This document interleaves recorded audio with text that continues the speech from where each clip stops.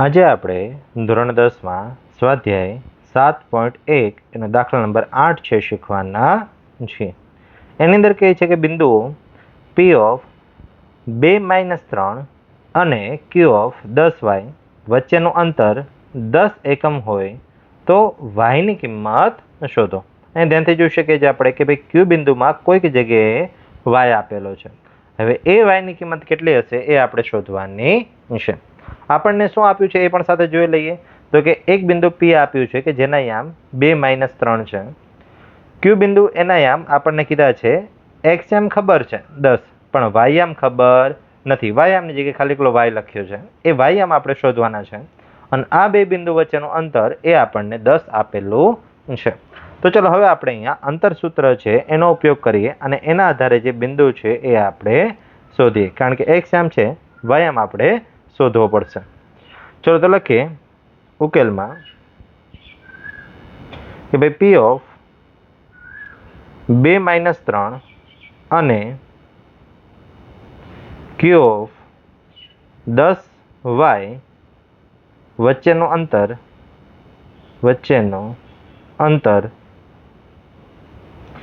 10 એકમ છે. અને તેથી હવે આપણે અંતર સૂત્ર વાપરીએ કે ભાઈ PQ બરાબર 10. બંને બાજુ આપણે વર્ગ કરી દઈએ કે જેથી કરીને આપણને સરળતા રહે. એટલે અહીંયા બંને બાજુ વર્ગ કરતા લખીએ બ્રેકેટમાં બંને બાજુ વર્ગ કરતા. હવે બંને બાજુ વર્ગ કરશો એટલે જ્યારે આપણે અંતર સૂત્ર લખશું ત્યારે વર્ગમૂળ કરવાની જરૂર નથી, કારણ કે આપણે વર્ગ કરી દઈએ છીએ. એટલે કે અહીંયા PQ નો વર્ગ બરાબર સામે 10 નો વર્ગ. ચલો હવે અંતર સૂત્ર હતું શું? તો કે x1 - x2 આખાનો વર્ગ પ્લસ y1 - y2 આખાનો વર્ગ. ચલો તો હવે અહીંયા આપણે એ સૂત્ર પ્રમાણે સાદરૂપ આપીએ. કિંમતો જરાક લખીએ. સૂત્ર પહેલા લખીએ એટલે વધારે સરળતા રહેશે. x1 - x2 આખાનો વર્ગ પ્લસ y1 - y2 આખાનો વર્ગ બરાબર સામે 10 નો વર્ગ એટલે 100. x1 કેટલા છે? તો કે 2 છે, માઇનસ x2 એટલે આપણી પાસે છે અહીંયા 10 આખાનો વર્ગ પ્લસ y1 તો કે -3 માઇનસ y2 તો કે એ છે y આખાનો વર્ગ બરાબર 100. ચલો હવે અહીંયા સાદરૂપ આપીએ. પણ ધ્યાનથી જોઈએ અહીંયા જે બીજું કાઉન્સ છે ને એમાં બે જગ્યાએ માઇનસ છે. તો એ બંને માઇનસને આપણે કોમન કાઢી શકીએ. ચલો કેવી રીતે કોમન નીકળશે એ આપણે નેક્સ્ટ સ્ટેપમાં જોઈએ. પહેલાં 2માંથી 10 બાદ કરી દઈએ. 2માંથી 10 બાદ કરી દઈશું એટલે 8 વધશે. જનરલી આમ તો 2માંથી 10 બાદ ન થાય, ઊંધું કરવું પડે. 10માંથી આપણે 2 બાદ કરવા પડે, પણ નિશાની પછી આપણે મોટા પદની લખી નાખશું. એટલે 10માંથી 2 બાદ કરી દઈએ 8, પણ નિશાની મોટા પદની એટલે -8 આખાનો વર્ગ પ્લસ હવે આમાંથી માઇનસ કોમન કાઢીએ અને સાથેનો વર્ગ કરી દઈએ એટલે -1 નો વર્ગ. -1 ક્યાંથી આવ્યા? તો કે આ બંને પાસેથી આપણે માઇનસ લઈ લીધા, પણ પછી માઇનસ એકલું તો લખાય નહીં એટલે અહીંયા આપણે 1 છે રાખ્યો છે, કારણ કે 3ના ગુણાકારમાં પણ 1 હોય અને yના ગુણાકારમાં પણ 1 હોય. એટલા માટે બંને પાસેથી આપણે -1 છે એ કોમન લીધા છે. તો ચલો હવે -1 કોમન લીધા છે એટલે શું થઈ જશે? તો કે અહીંયા અંદરનું જે પદ છે એ બંને પ્લસ થઈ જશે. એટલે અહીંયા 3 પણ પ્લસ થઈ જશે અને y પણ પ્લસ થઈ જશે. એટલે અહીંયા 3 + y આખાનો વર્ગ થશે. ચલો નેક્સ્ટ સ્ટેપમાં -8 નો વર્ગ તો 88 64. 2 વખત માઇનસ આવશે એટલે માઇનસ પ્લસ થઈ જશે. -1 નો વર્ગ એટલે 1 એકા 1. 2 વખત માઇનસ આવશે કારણ કે વર્ગ કરવાના છે એટલે અહીંયા 1 જ રહેશે. 3 + y આખાનો વર્ગ તો એનું સાદરૂપ કેવી રીતે અપાશે? તો એક સૂત્ર આપણે યાદ કરીએ કે જે આપણે આગળના ધોરણમાં ભણ્યા હતા. a + b આખાનો વર્ગ બરાબર a નો વર્ગ પ્લસ 2ab પ્લસ b નો વર્ગ. ચલો હવે આ સૂત્ર પ્રમાણે સેટ કરીએ. તો કે a એની જગ્યાએ કોણ છે? 3, એટલે જ્યાં a હોય ત્યાં આપણે 3 લખશું. b ની જગ્યાએ છે y, એટલે b ની જગ્યાએ આપણે અહીંયા y લખવાના છે. ચલો એટલે સૌથી પહેલાં a નો વર્ગ એટલે 3 નો વર્ગ થશે પ્લસ 2 a અને b એટલે a એટલે 3 અને b એટલે y પ્લસ b નો વર્ગ એટલે y નો વર્ગ બરાબર 100. ચલો હજી સાદરૂપ આપીએ તો કે 64 એમના એમ પ્લસ 1નો ગુણાકાર કરવાની જરૂર નથી, કારણ કે 1નો ગુણાકાર કરશું તો એની જ સંખ્યા રહેશે. 1ને કાઢી નાખીએ. 3નો વર્ગ તો કે 9 પ્લસ 2 ગુણ્યા 3 એટલે 2 તેરી 6y પ્લસ yનો વર્ગ બરાબર 100. ચલો હજી આપણે સાદરૂપ આપીએ. 64 અને 9 એ બેનો આપણે સરવાળો કરી દઈએ. એટલે 64 અને 9 બેનો સરવાળો થશે 73, એટલે અહીંયા 73 પ્લસ 6y પ્લસ yનો વર્ગ બરાબર 100. હવે આને થોડુંક વ્યવસ્થિત સેટ કરીએ.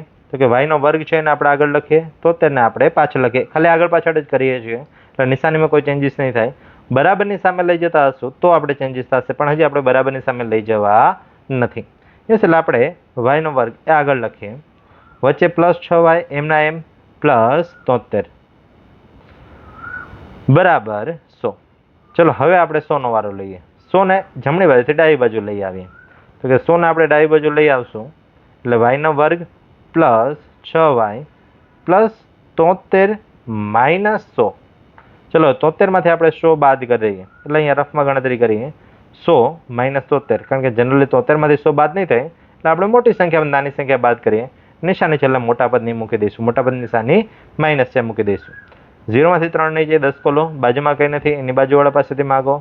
0 9 છેલ્લે 10, 10માંથી 3 જાય 7 અને 9માંથી 7 જશે એટલે 2 અને નિશાની મોટા પદની એટલે 2 કે 27 ક્યાં આવશે માઇનસ, એટલે કે yનો વર્ગ પ્લસ 6y માઇનસ 27 બરાબર 0. ચલો હવે આપણે 27ના એવા બે ભાગ પાડવાના છે કે જેથી કરી અને એની બાદ બાકી છે ને એ વચ્ચેના પદ જેટલી થાય. તરીકે અહીંયા -27 અને એની બાદ બાકી આપણે કેટલી જોયું છે 6. તો આપણે 9માંથી 3 બાદ કરી દઈએ તો આપણને અહીંયા બાદ બાકી આપણને 6 મળશે, કારણ કે આ બંનેનો ગુણાકાર પાછું 27 થવો જોઈએ. એટલે 9 તેરી 27 ગુણાકાર 27 અને બાદ બાકી કેટલી થશે 6. તો હવે અહીંયા જ્યાં 6y હોય ત્યાં શું લખાશે 9y માઇનસ 3y, એટલે અહીંયા yનો વર્ગ plus 9y minus 3y minus 27 બરાબર 0. પહેલા બે પદ પાછળના બે પદ. પહેલા બે પદમાંથી આપણે કોમન કાઢીએ તો કે પહેલા બે પદમાંથી y કોમન નીકળશે, અંદર વધશે y પ્લસ 9, કારણ કે અહીંયા yનો વર્ગમાંથી એક y જતો રહ્યો અને અહીંયા yમાંથી y જતો રહ્યો એટલે એક જ y વધશે અને પ્લસ 9 રહેશે. પાછળના બે પદ એમાંથી આપણે બેમાં માઇનસ માઇનસ છે એટલે માઇનસ કોમન કાઢી લઈએ અને સાથે અહીંયા તો 3 છે જ, જે 27 છે ત્યાં પણ 9 ગુણ્યા 3 હશે એટલે બંને પાસેથી એક 3 કાઢી લઈએ એટલે -3 કોમન કાઢશું એટલે ખાલી એકલા y રહેશે અને -12 આવી ગયા છે એટલે પ્લસ અને રહેશે અહીંયા પાછળ બીજા પદમાં 9 બરાબર 0.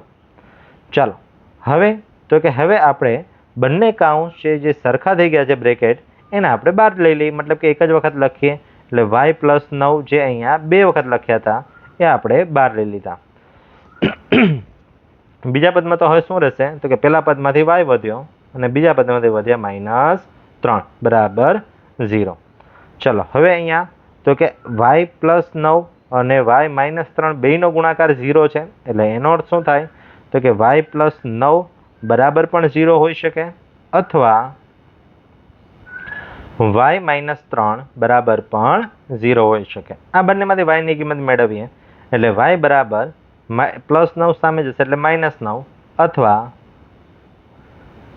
-3 સામે જશે એટલે +3 એટલે y બરાબર 3. એટલે આવી રીતે અહીંયા આપણને y ની બે કિંમત મળી, y બરાબર -9 અને y બરાબર 3 કે જે આપણે અહીંયા શોધવાની હતી.